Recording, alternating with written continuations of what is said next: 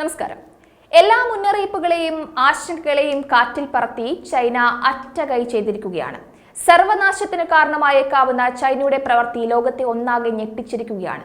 ലോകത്തിലെ ആദ്യ virtual military കമാൻഡറെ China അവതരിപ്പിച്ചു എന്ന വാർത്ത പുറത്തു വന്നിരിക്കുകയാണ്. ഭാവിയിലേക്ക് തയ്യാറെടുക്കാൻ AI കമാൻഡർ കമ്പ്യൂട്ടർ യുദ്ധ ഗെയിമുകളിൽ പങ്കെടുക്കുന്നു എന്നാണ് വിവരം.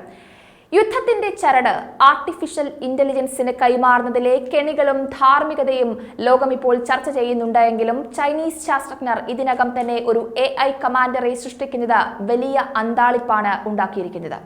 ചൈനയിലെ AI കമാൻഡർ ഇതിനകം തന്നെ ഒരു യഥാർത്ഥ സൈനിക കമാൻഡറുടെ ചിന്താരീതികൾ പഠിക്കുകയും അനുകരിക്കുകയും ചെയ്തു എന്നതാണ് റിപ്പോർട്ട്. കമ്പ്യൂട്ടർ യുദ്ധ ഗെയിമുകളിൽ AI കമാൻഡർ മികച്ച പ്രകടനമാണ് കാഴ്ചവെക്കുന്നത്. സിമുലേറ്റഡ് വാർ ഗെയിമുകളിൽ പങ്കെടുക്കാൻ മതിയായ കമാൻഡർമാരുടെ അഭാവത്തിൽ AI കമാൻഡറിന് മനുഷ്യ കമാൻഡർമാർക്ക് വേണ്ടി നിലകൊള്ളാൻ കഴിയും. ലബോറട്ടറിയുടെ പരിധിക്കുള്ളിൽ മനുഷ്യരുടെ യാതൊരു ഇടപെടലും കൂടാതെ ഈ ശക്തി സ്വതന്ത്രമായി പ്രയോഗിക്കാനും കഴിയുമത്രേ. സൈന്യത്തിന്റെ നിയന്ത്രണം ഏറ്റെടുക്കുന്നതിൽ നിന്നും AIയെ തടയുന്ന നിയന്ത്രണമുള്ളതിനാൽ നിലവിൽ ലാബിൽ മാത്രമാണ് കമാൻഡറുടെ ഓപ്പറേഷനുകൾ. മുൻകാല അനുഭവങ്ങൾ വിശകലനം ചെയ്ത് മനുഷ്യന്റെ ചിന്താരീതിയെ അനുകരിക്കുക മാത്രമല്ല, മനുഷ്യരുടെ ദൗർബല്യങ്ങളും AI കമാൻഡർ അനുകരിക്കുന്നുണ്ട് എന്നാണ് വിവരം. ചിലപ്പോൾ കോപം പോലും പ്രകടിപ്പിക്കാൻ കഴിയുമെന്നാണ് അറിയാൻ കഴിയുന്നത്. ഏറ്റവും പ്രാധാന്യത്തോടെ നോക്കി കാണേണ്ടത് ലാബിൽ AI കമാൻഡർ സ്വന്തമായി തീരുമാനങ്ങൾ എടുക്കുന്നു എന്നുള്ളതാണ്. ഒന്ന് ആലോചിച്ചു നോക്കൂ, കാര്യങ്ങൾ എത്രത്തോളം ആശങ്കയുളവാക്കുന്നതാണ് എന്നുള്ളത്, ഭയമുളവാക്കുന്നതാണ് എന്നത്. സൈനിക സാങ്കേതിക വിദ്യയിലെ ശ്രദ്ധേയമായ മുന്നേറ്റത്തിൽ ചൈനീസ് ലബോറട്ടറികളിൽ വിപുലമായ പരിശീലനം നേടുകയും വെർച്വൽ യുദ്ധങ്ങൾ നടത്തുകയും മനുഷ്യരുടെ ഇടപെടലില്ലാതെ പ്രവർത്തിക്കുകയും ചെയ്യുന്ന ഒരു AI കമാൻഡറെ ചൈന വികസിപ്പിച്ചത് ഒട്ടും നിസ്സാരമായി തള്ളിക്കളയാനാകില്ല. മനുഷ്യന്റെ പെരുമാറ്റവും അവരുടെ പോരായ്മകൾ പോലും പകർത്താനാണ് ഇതിനെ നിർമ്മിച്ചിട്ടുള്ളത്. മനുഷ്യരുടെ ഇടപെടലില്ലാതെ തീരുമാനങ്ങൾ എടുക്കാൻ വരെ ഈ AI കമാൻഡർ പ്രാപ്തമാകുന്നുണ്ട് എന്നതാണ് ഏറ്റവും വലിയ വിരോധാഭാസം. മുൻകാല സാഹചര്യങ്ങൾ ഓർത്തെടുക്കുകയും ആ ഓർമ്മയെ മുൻനിർത്തി ഫലപ്രദമായ പദ്ധതികൾ, നീക്കങ്ങൾ വേഗത്തിൽ രൂപപ്പെടുത്തുകയും ചെയ്യുന്നുണ്ട്. വിമർശനങ്ങൾ ഉയരുമ്പോൾ വൈകാരികമായോ ആവേശഭരിതമോ ആയ തീരുമാനങ്ങളൊന്നും ഈ AI എടുക്കില്ല എന്നാണ് ചൈനീസ് ഗവേഷകരുടെ വാദം. പക്ഷേ അതൊന്നും പ്രാവർത്തികമല്ല എന്നത് പകൽ പോലെ വ്യക്തവുമാണ്.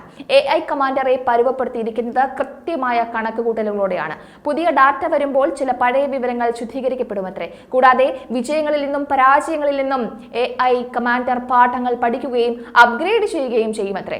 വലിയ തോതിലുള്ള യുദ്ധ സിമുലേഷനുകളിലും അഭ്യാസങ്ങളിലും മനുഷ്യ കമാൻഡർമാർ ലഭ്യമല്ലാത്തപ്പോൾ പ്രവർത്തിക്കാൻ ഉദ്ദേശിച്ചുള്ളതാണ് ഇത് എന്നും പറയപ്പെടുന്നു. അപ്പോൾ ഈ AI കമാൻഡർമാർ എങ്ങനെയാണ് പ്രവർത്തിക്കുന്നത്? AI സാധാരണയായി പ്രവർത്തിക്കാൻ അനലൈസ് ഉപയോഗിക്കുന്നുണ്ട്. എന്നാൽ ഇവിടെ AI അതിന്റെ അനുഭവജ്ഞാനം ഉപയോഗിക്കും. AI കമാൻഡറിന് മനുഷ്യരെ പോലെ പരിമിതമായ മെമ്മറി മാത്രമേ ഉള്ളൂ. അതുകൊണ്ട് തന്നെ പുതിയതും പ്രസക്തവുമായ ഇൻപുട്ടോ അനുഭവമോ ലഭിക്കുമ്പോൾ പഴയതും പ്രാധാന്യമില്ലാത്തതുമായ ഡാറ്റകൾ മാഞ്ഞു പോകും. ചൈനീസ് ഭാഷ ജേണലായ കോമൺ കൺട്രോൾ ആൻഡ് സിമുലേഷനിലാണ് ഈ ഗവേഷണ പദ്ധതി ആദ്യമായിട്ട് വെളിപ്പെടുത്തിയത്. AI സാങ്കേതിക വിദ്യ കാലക്രമേണ കൂടുതൽ പുരോഗമിച്ചിട്ടുണ്ടെങ്കിലും അതിന്റെ റിമോട്ട് കൺട്രോൾ മനുഷ്യരുടെ കൈകളിലായിരിക്കുമെന്നാണ് ചൈനീസ് അധികൃതർ പറയുന്ന വിശദീകരണം. എന്നാൽ ഇതിന്റെ പിന്നിൽ ധാരാളം വെല്ലുവിളികൾ ഉണ്ട് എന്നത് നമ്മൾ മനസ്സിലാക്കേണ്ടതുണ്ട്. മനുഷ്യനെ യന്ത്രങ്ങൾ കീഴടക്കി ലോകനാശത്തിന് കാരണമാകുന്ന വിധം അവർ പ്രവർത്തിക്കുമെന്ന ആശങ്ക വലിയ രീതിയിൽ നിലനിൽക്കുന്ന സാഹചര്യത്തിലാണ് ചൈനയുടെ ഈ നീക്കം എന്നതാണ് ശ്രദ്ധേയം. ചൈന പലപ്പോഴും സർവാധിപത്യത്തിനായി ലോകത്തിന്റെ കൺട്രോൾ ഏറ്റെടുക്കുവാൻ വേണ്ടി പല നിർണായകമായ നീക്കങ്ങളും നടത്തും എന്ന ഊഹാപോഹങ്ങൾ ഉണ്ടായിരുന്നു. അത്തരത്തിൽ ഒന്നാണ് ഈ പറഞ്ഞ AI കമാൻഡറും. കാരണം യുദ്ധത്തിന്റെ കൺട്രോൾ, യുദ്ധത്തിന്റെ രീതികൾ ഒരു യന്ത്രം സ്വായത്തമാക്കുമ്പോൾ അതിന്റെ വെല്ലുവിളികൾ, പ്രത്യാഘാതങ്ങൾ എത്രത്തോളം ആയിരിക്കും എന്നുള്ളത് നമുക്ക് ചിന്തിക്കാവുന്നതാണ്. എന്തായാലും ചൈനയുടെ ഈ കെണി ലോകത്തെ ഒന്നാകെ ആശങ്കപ്പെടുത്തുകയാണ്.